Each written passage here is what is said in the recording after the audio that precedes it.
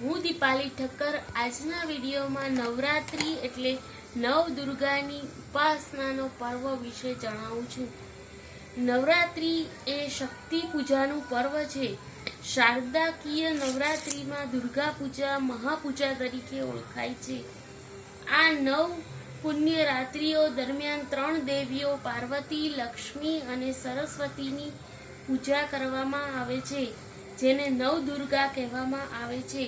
નવરાત્રી દરમિયાન આ 9 સ્વરૂપોની પૂજા કરવામાં આવે છે, જેમાં પ્રથમા શૈલપુત્રી, દ્વિતીય બ્રહ્મચારિણી, તૃતીય ચંદ્રઘંટેતી, કૃષ્ણાન્યતી, ચતુર્થમ પંચમ સ્કંદ માતેતી, ષષ્ઠમ કાત્યાયની, સપ્તમ કાલરાત્રિથી, મહાગૌરીથી, અષ્ટમ અને નવમ સિદ્ધદાત્રી. નવરાત્રી એટલે ભક્તિ, નવરાત્રી એટલે મસ્તી, આનંદ. આધ્યાત્મિક રીતે જોઈએ તો આ 9 દિવસમાં આપણા મન મંદિરમાં શ્રદ્ધાનો દીવડો પ્રગટાવવો જોઈએ. નવરાત્રિમાં માણસ ઉર્જાવાન બનતો હોય છે, એટલે માટે ઊંઘની ફરિયાદ નથી કરતો, ઉલટાનો ઉજાગરાને મીઠા કહે છે. નવરાત્રિમાં ગરબા ગાવાથી પિત્ત, વાયુ જેવા રોગોનો નાશ થાય છે.